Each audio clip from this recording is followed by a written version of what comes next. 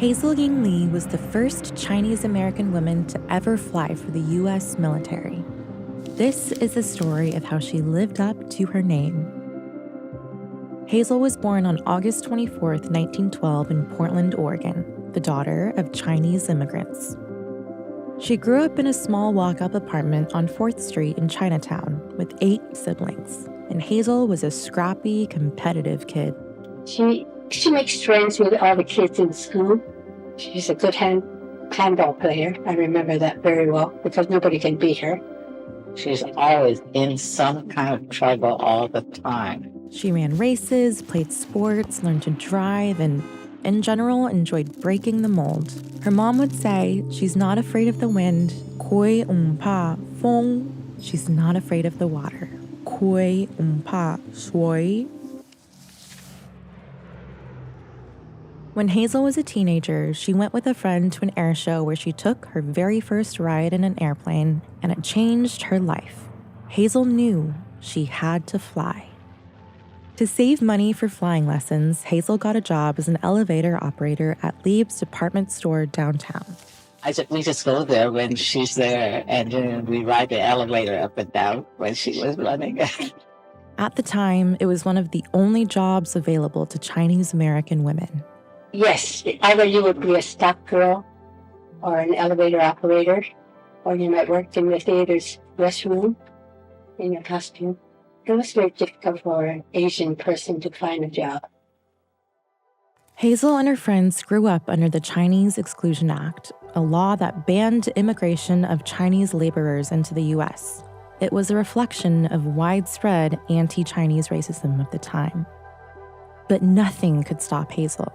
She saved up enough money, and by the time she was 20, she graduated from elevator operator to certified pilot. But Hazel earned her wings just as the world was descending into violence. In 1931, Japan invaded China.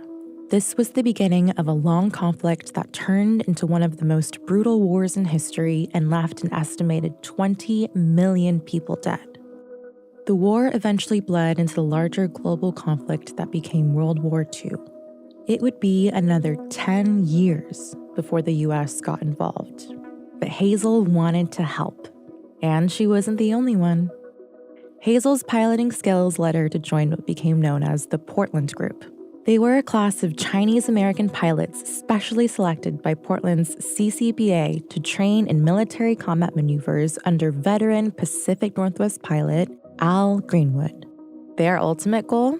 Travel to China and volunteer to join the Chinese Air Force. But wait, why did a community of Chinese Americans in Portland, Oregon turn to flight as a way to help China? Well, a few things converged.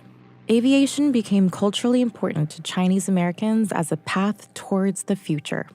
This was encouraged by prominent Chinese political leaders like Sun Yat-sen, who founded the Republic of China. He coined the phrase aviation to save the nation. Hong Hong Gao Guo.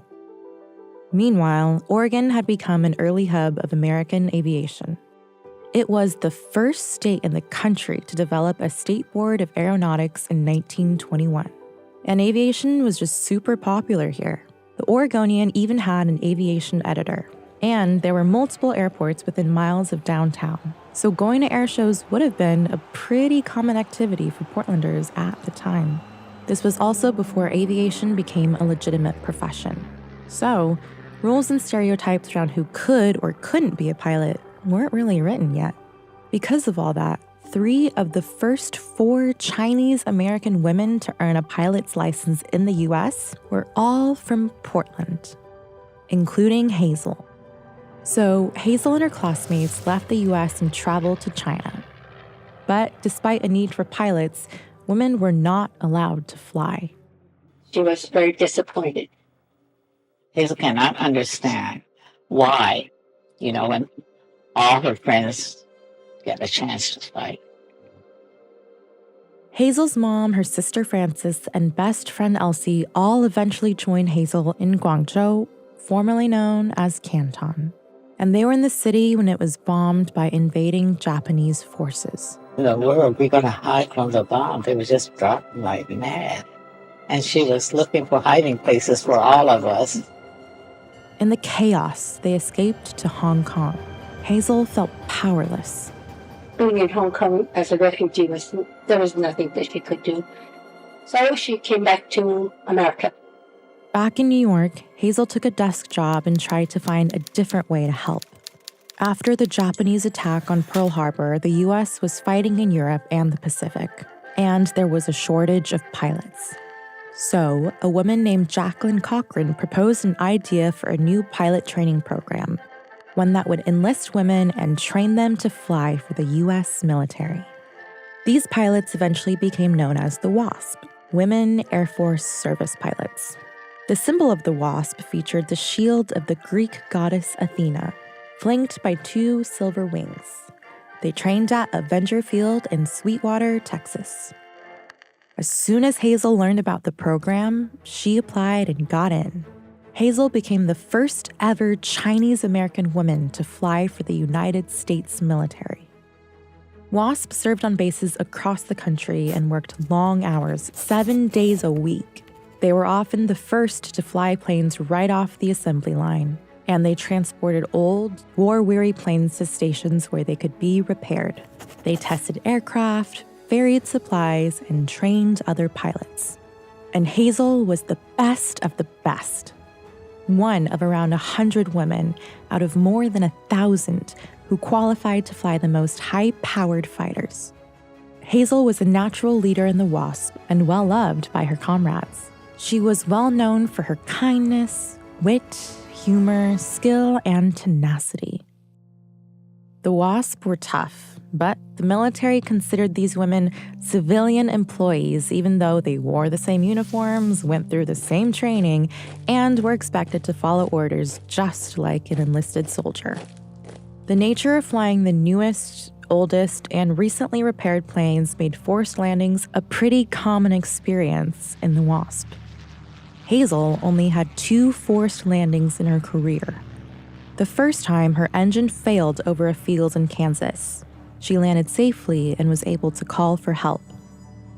Later, Hazel was beginning her descent to an airfield in Great Falls, Montana, when she got an order over the radio to pull up.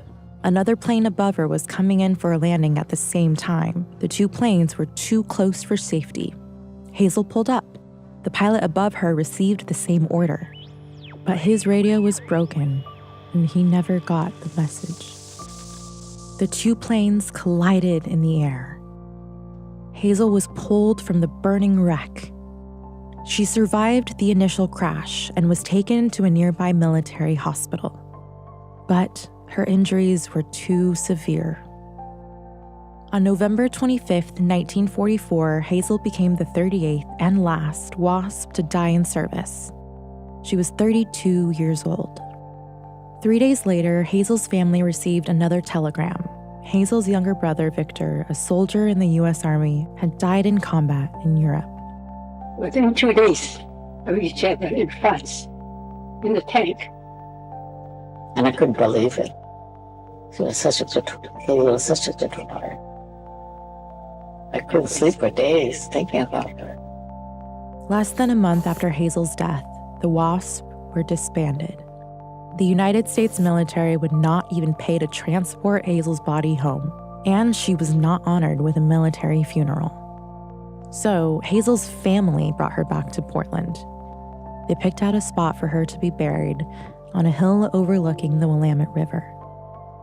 Lawrence had picked out the spot, and she applied for it, and they said they couldn't sell it to her because we were Asians. And the cemetery in that area was not allowed for the Chinese. They said no. Lawrence is a very mild person, but this one time, she really gave it to them. She says, they had died in the war for America, the United States, and they are entitled to. And should it not be, she would go to the War Department. They realize it, so they are here. Sorry.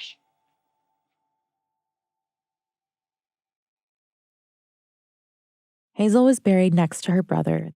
the shields of Athena engraved on her tombstone.